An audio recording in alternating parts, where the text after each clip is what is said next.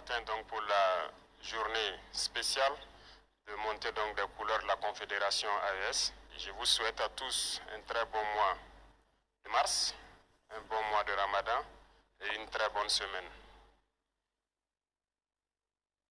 Je souhaiterais aussi rendre donc hommage à nos forces combattantes qui continuent leur mission et progressent donc avec honneur sur les champs de bataille. Je profite de l'occasion pour féliciter le comité d'organisation de l'événement qui s'est déroulé la semaine dernière, le FESPACO. Féliciter tous les acteurs qui n'ont ménagé aucun effort pour assurer la sécurité de ces événements qui se sont très bien déroulés. Remercier tous ceux qui ont fait le déplacement de Ouagadougou. Plus de 53 nationalités étaient présentes à Ouagadougou pour cette fête. Et je pense que c'était l'occasion aussi de témoigner à tous ceux-là qui ont voulu faire comprendre au monde que le Burkina était un pays invivable. Ils sont venus témoigner et battre en brèche tout ce mensonge-là. Donc nous ne pouvons que remercier tous les festivaliers qui ont fait le déplacement de Ouagadougou et espérons que tout un chacun est déjà retourné sain et sauf dans son pays. Pour ceux qui sont encore là, qu'ils profitent de faire du tourisme et retourner en bonne santé dans leur patrie respective. Aujourd'hui, nous montons solennellement donc les couleurs de la Confédération AES et pour dire que l'AES poursuit son chemin, pas sans difficulté, mais nous continuons à construire petit à petit ce à quoi nos peuples aspirent. Au départ, les gens se sont moqués, on nous a ridiculisés,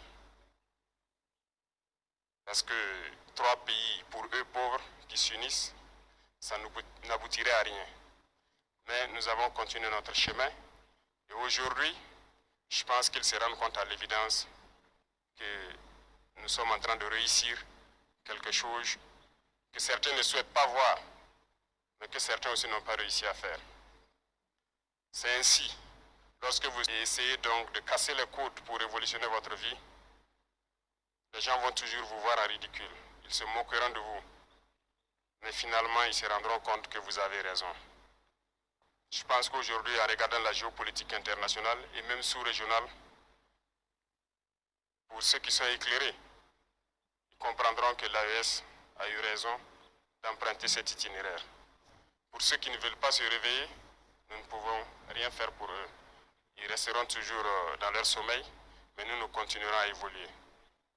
Donc nous souhaitons qu'à travers cette cérémonie solennelle, que tous les amis du Burkina Faso, les amis de l'AES, puissent comprendre que nous restons ouverts pour tous ceux qui veulent un partenariat sincère, respectueux.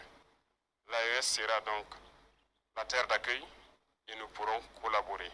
Mais ceux-là qui viennent pour nous exploiter ou avoir ce partenariat qu'on juge inapproprié, qui viennent pour violer notre souveraineté, notre indépendance, qu'ils comprennent que nous ne serons pas prêts à les accueillir. Nous poursuivrons notre marche parce que les difficultés contribuent à nous forger. Les difficultés nous rendent forts. L'AES est né dans le sang et la sueur. Il va poursuivre son chemin pour le bonheur des peuples du Sahel. Je souhaite que tout un chacun puisse donc, à travers ses actes quotidiens, faire en sorte que la révolution que nous avons entamée puisse être la bonne et la meilleure, qui puisse inspirer toute l'Afrique à s'unir. Quand je prends le cas du Burkina Faso, nous avons essayé beaucoup de choses et nous continuerons d'entreprendre beaucoup de choses, mais ça n'a pas été toujours facile. Notre seul crime peut-être, c'est de chercher à révolutionner notre système de santé, par exemple, à équiper nos hôpitaux, à construire des hôpitaux modernes. Peut-être que notre crime, ça a été de vouloir révolutionner notre système éducatif, à construire des écoles aux normes, à changer nos curricula. Notre crime, c'est peut-être d'avoir permis à nos agriculteurs d'avoir de l'engrais moins cher, de labourer leurs champs gratuitement pour qu'on atteigne l'autosuffisance alimentaire. Ou notre crime, peut-être, c'est de vouloir construire des infrastructures routières et ferroviaires pour que nos populations puissent se déplacer. Bref, tout ce que nous essayons de faire, je pense que certains ont toujours essayé. Malheureusement, les esclaves de salon, les Africains qui suivent aveuglement les impérialistes ont essayé de nous décourager. Il n'y a pas de raison de se démotiver.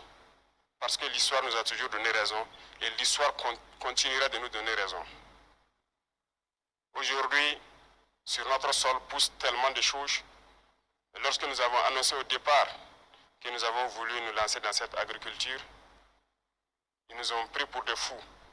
Ils ont dit que ça ne marcherait pas. Aujourd'hui, notre cacao se porte très bien. Le tournesol marche très bien au Burkina. Notre blé se porte très bien.